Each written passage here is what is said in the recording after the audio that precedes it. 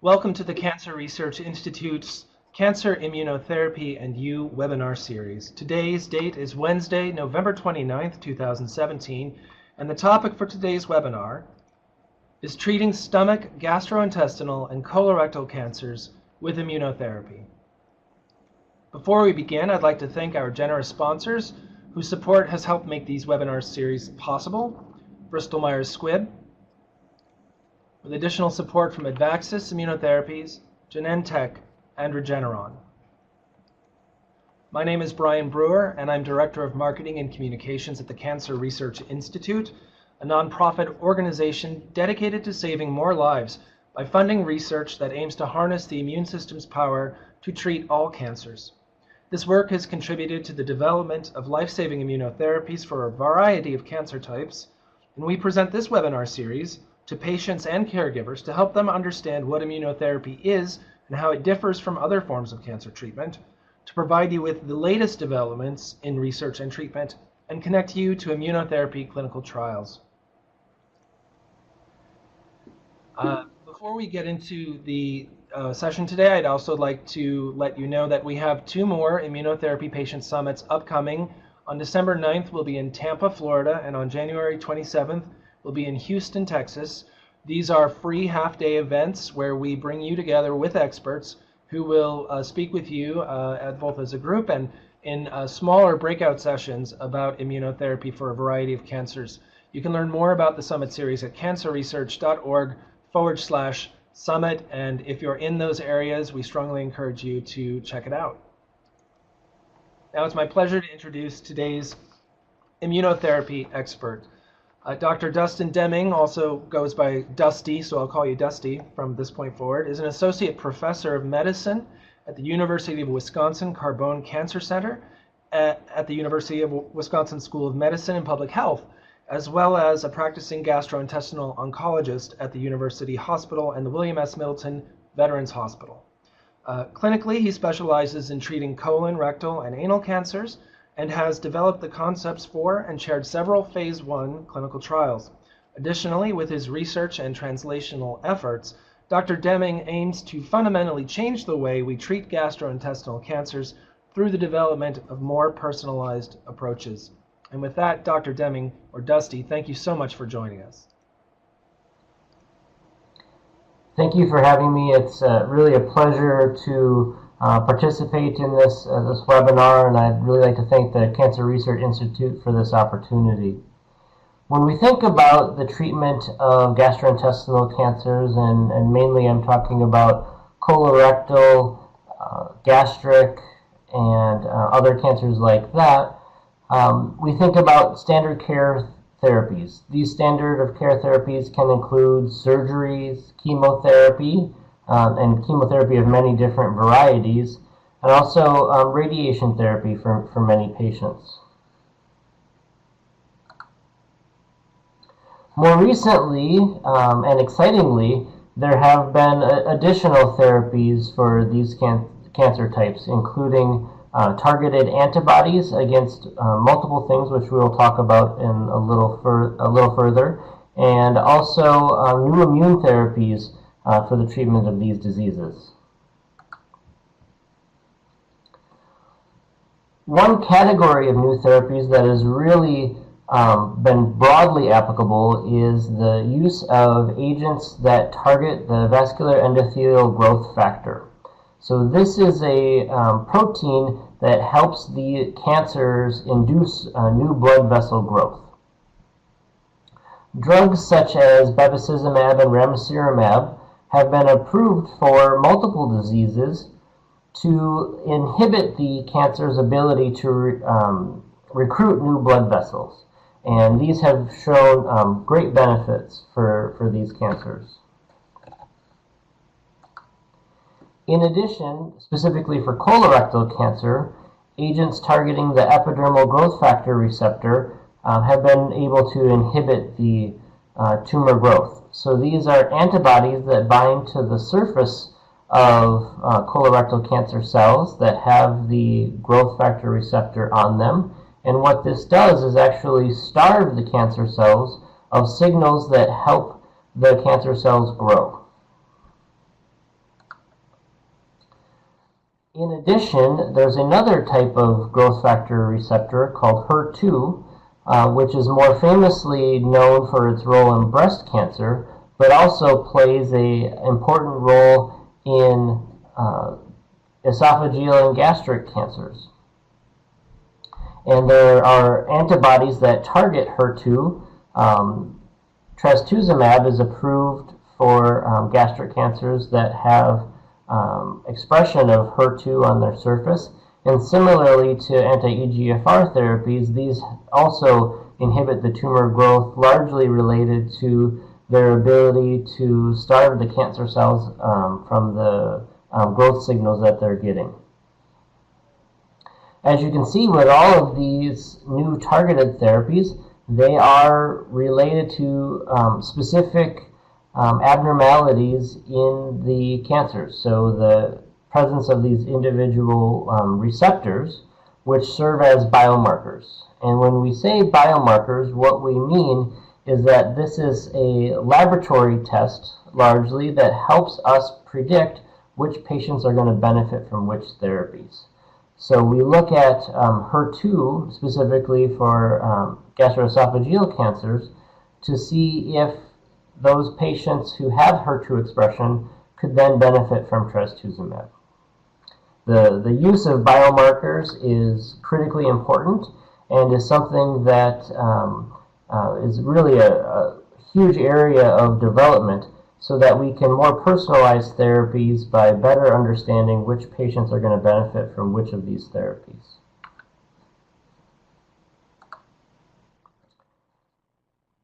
Beyond biomarkers for targeted therapies, there are now immune-related therapy biomarkers. The Immunoscore, which is a test that looks at tumor tissue and the amount of T cells that are infiltrating into the tumor, has been associated with better outcomes, specifically in colorectal cancer. In addition, the microsatellite instability status has now become really a critical part of our understanding of colorectal cancer and many other cancers, and the responses to immune therapies. Just to delve a little bit into that further, when we're talking about microsatellite instability, what we're really talking about is identifying cancers that have trouble fixing their DNA when mutations happen. So in all cells, as cells divide, errors happen in the DNA or the genetic code. And these errors or mutations, if your body or cells can't repair these errors, then many mutations occur. And when many mutations are present in cancers, specifically these microsatellite instability high cancers, they look really abnormal to the immune system. What this means is that the immune system is able to better detect these cancers. So in general, patients whose cancers have MSI high status, those patients have a better prognosis, and now, excitingly, have been associated with deep and prolonged responses to immune therapies. And for the first time, the FDA has actually approved therapies across cancer types, depending on their microsatellite status, which is a huge advance for these patients.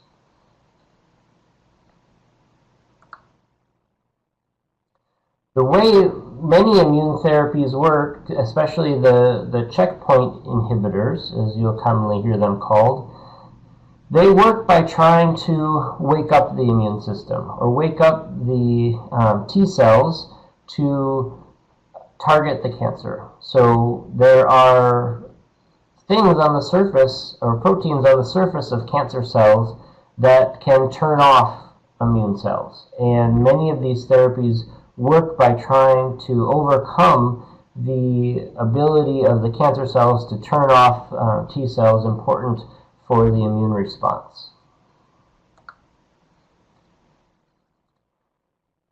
One such group of therapies are the anti-PD-1 therapies. Examples of that class of drugs are nivolumab and pembrolizumab, which are both approved for MSI-high colorectal cancer. and pembrolizumab is more globally approved for any MSI high cancer, and more recently, pembrolizumab has also been approved for PD-L1 positive gastric cancer in the treatment refractory setting. So after chemotherapy and other therapies have no longer worked, these agents have shown benefit in that setting. The graphs that we're showing here on the right, this is a waterfall plot, and this is patients with mismatch repair deficient colorectal cancer or non-colorectal cancer in the light blue and dark blue. If these lines are going down, what that means is that these are patients who responded. So this group of patients here had deep responses to single agent pembrolizumab. This mismatch repair deficiency is another way of saying MSI high. So what we're seeing is with just a single agent immune therapy, we're getting great responses for this population. Those patients whose cancers do not have MSI high status or are mismatch repair proficient, those cancers are much less likely to benefit. So that's the orange lines here. What's really exciting about this is if we look at the spider plot here, what you can see is that some of these patients, when they respond for a long time. We're talking about potentially many months to even multiple years for many of these patients. This is much different than the typical standard of care for these patients where at best we're hoping for a few months of improvement with our chemotherapy in this chemotherapy refractory setting where these patients were treated. So again, this is a very exciting advance for these patients. Combination immune therapies. So one of the exciting things is to see if we can build upon the benefit that we're seeing with the anti-PD-1 therapy alone. So specifically for colorectal cancer, the majority of the benefit that we're seeing is in this MSI high population. However, in the metastatic setting where the cancer has already spread and is not resectable, that's only probably around 3 to 4% of all colorectal cancers. And so there's still a large population of patients who we're trying to determine if they can benefit from immune therapies, but it's not going to be as easy as it is in the MSI high status. And so we're looking at ways in which we can enhance the immune response.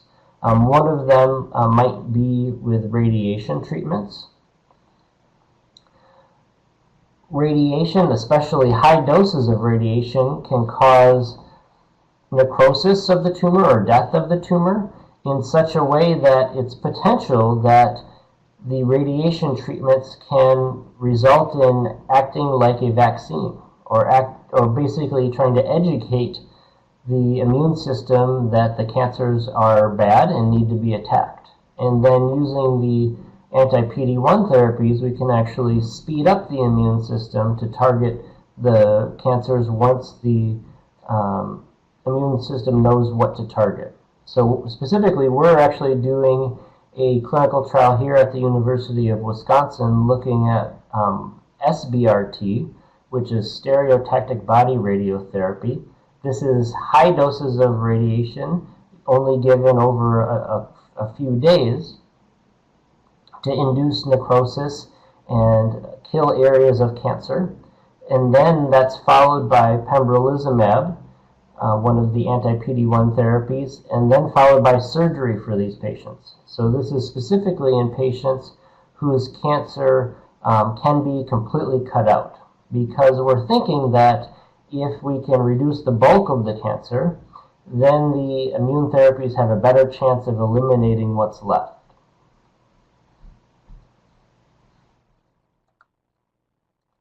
This is also being combined with some of the targeted therapies that we talked about previously, including anti-VEGF therapies. So there's exciting data that targeting VEGF can actually enhance the immune response.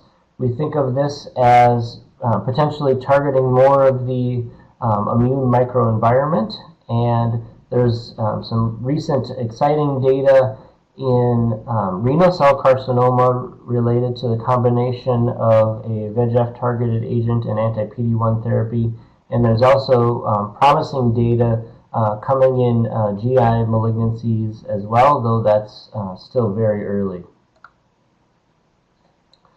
One therapy that got a lot of excitement about a year ago at ASCO, one of our big clinical oncology meetings, is the combination of a MEK inhibitor and an anti-PD-L1 checkpoint inhibitor. What we think is going on is that the MEK inhibitor, which targets downstream in the cell from that epidermal growth factor receptor, it can actually have effects both on the cancer cell, but potentially also on the T cells or the immune cells. From a cancer cell standpoint, it looks like the MEK inhibitor can increase the number of signals on the surface of the cancer cell, telling the immune system that the cancer cell is abnormal.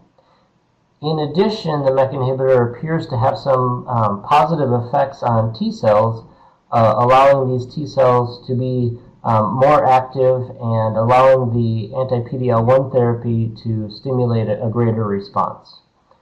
And so what you can see on this spider plot is for patients with microsatellite stable, so these are not the MSI high patients. There's a subgroup of patients who seem to benefit from the combination of the MEK inhibitor and the anti-PD-L1 inhibitor. And excitingly, these responses are durable. So we're talking about many of these patients who responded then being able to have a durable response for over a year. And again, this is compared to most standard therapies in this setting only working for a limited number of months.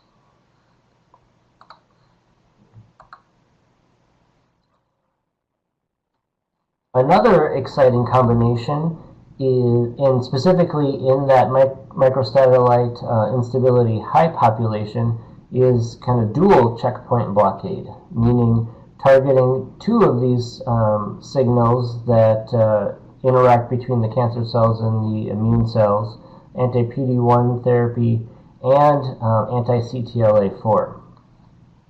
And in this waterfall plot, what we see is that there was an overwhelming number of responses to this combination in microsatellite instability high colorectal cancer.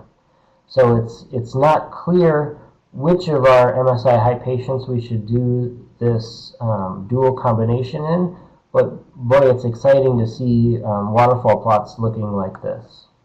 Of note, when you do the combination, there does appear to be more toxicities, but there are multiple studies looking at better ways in which we can dose these drugs to limit these toxicities, but hopefully still have a similar efficacy. There's also some new therapies that are very exciting. At this last year's ASCO, data from Genentech was presented looking at their CEA-TCB bispecific antibody. So this is an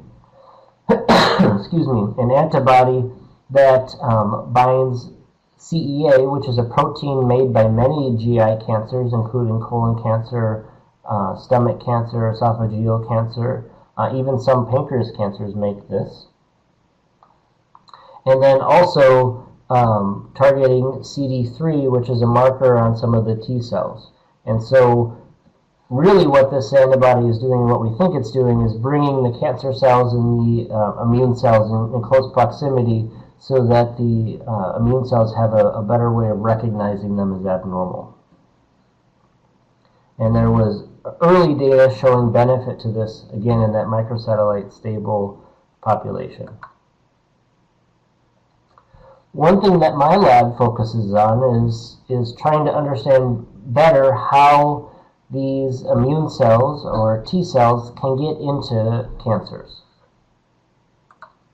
And we have really been interested in a part of what we call the tumor microenvironment, or you can kind of think of it as the tissue around the cancer cells within the tumor. For years, many people have thought about this kind of what we call stroma or microenvironment as just kind of excess tissue around the cancer cells that really didn't have a whole lot of function. But what we're realizing is that the microenvironment or the stroma plays a critical role in the ability of immune cells to recognize cancers as being abnormal. Part of this microenvironment is a protein called Versican, or what we call VCAN. And we can see that that is present commonly in colon cancers throughout the stroma or the microenvironment. So you can see cancer cells here, and then around this cancer cells, we can see that we're staining for this Versican in patient tumor samples. Recently, what we found is that the body is able to break down this Versican, which actually has been shown to have immune regulatory properties, so decrease the ability of the immune system to see the cancer as abnormal.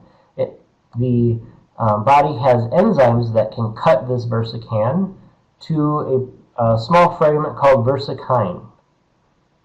And when we stain for the versicine, we can see that there is a subset of colon cancers that have high amounts of versicine. Excuse me. This versicine is very exciting because different from the versican, which is immune regulatory, versicine is actually immune stimulatory. And so it counteracts the effects of the versican. And if we look at tumors that have high amounts of versicine and low amounts of this versican, what we call this proteolysis predominant group, so the group that has low amounts of the immune regulatory protein and high amounts of the immune stimulatory fragment, we see that CD8 T cells are able to infiltrate those tumors much better. And so we're hopeful that this will be a biomarker for immune therapies, potentially finding cancers, and not just colon cancer. We're seeing this in many different cancer types now. This may find the patients who immune therapies have a better chance of working. The other thing that we're excited about is, well, are there ways that we can augment this system? Can we enhance the enzymes that cut versican such that there's more versicine? Excuse me. And so that's a very intense area of research in my laboratory.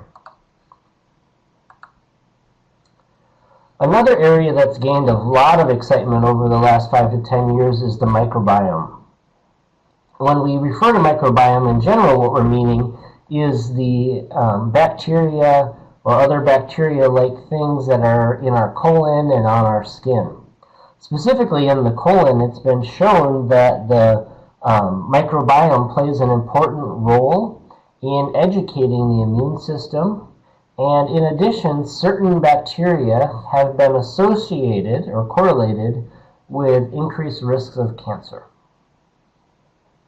What it appears to, as far as immune therapies are related, what appears to be the case is having a diverse or many different bacteria types in your colon is important. And it might be that this is the case because you need many different types of bacteria to really educate a healthy immune system. And so there's been studies that have shown that if you have low diversity or you have many similar bacteria in your intestine but not the wide varieties that we want to have, that actually decreases the immune response. Similarly, antibiotics given around the time of immune therapies can decrease this diversity, and potentially can decrease the efficacy of immune therapies, though a lot of studies still need to be done to confirm that and help us figure out what the best way to understand the microbiome and how to benefit patients with cancer undergoing immune therapies still has yet to be determined. We get a lot of questions about, well, should I not be taking antibiotics? Should I be taking probiotics? Things like that. I think from the antibiotics side of things, if you don't need antibiotics, I think for many different reasons, people shouldn't be taking them. Now, if there is an infection going on, which commonly happens with people with cancer for a variety of reasons, then it's important to treat those infections. But we will learn, hopefully, how to limit the impact of those antibiotics on the bacteria in the intestine and also the impact on immune therapies going forward. So this is an area of very intense research, and I think will be a really exciting area of advancement in the future. Regarding the probiotics, we don't know that probiotics actually help the immune response or help prevent cancers. What I would recommend, though, is more of a well-balanced diet. So eating many different types of foods can really help populate your intestine with diverse bacteria. So in the future, I think actually now and in the future, I think immune therapies are only going to grow for the treatment of pretty much all cancer types. A deeper understanding of how the immune cells are interacting with cancers, or how cancers are able to evade or hide from the immune system, will really help us enhance our therapies and allow us to discover additional therapies and additional biomarkers. One of the things that I think right now is critically important for patients with cancer is to understand their MSI status. So if you have a GI cancer or loved one with a GI cancer, they need to know whether or not their cancer is MSI high or what we call mismatch repair deficient, because that really leads into some of these immune therapies for that particular type of cancer. And so at our center, what we recommend is everyone diagnosed with a gastrointestinal malignancy undergo some form of MSI testing or mismatch repair testing. So thank you very much. I'd like to wrap up by once again thanking our very generous sponsors, Bristol Myers Squibb, as well as Advaxis Immunotherapies, Genentech, and Regeneron. Once again, remind you of our two upcoming summits, one in Tampa on December 9th and one in Houston on January 27th. You can go to cancerresearch.org/summit to learn more about immunotherapy for many different types of cancer. Also on our website at cancerresearch.org/patients, we offer information on 20 different types of immunotherapy, 20 different types of cancer. And we also have additional resources for patients, including a clinical trial finder. If you're interested in pursuing a clinical trial of an immunotherapy for your type of cancer, come to our website and utilize our free service. All of these webinars are recorded and made available on the Cancer Research Institute website at cancerresearch.org/webinars, as well as on our YouTube channel. Dr. Deming, thank you very much, and thank you all of you for watching today. Goodbye.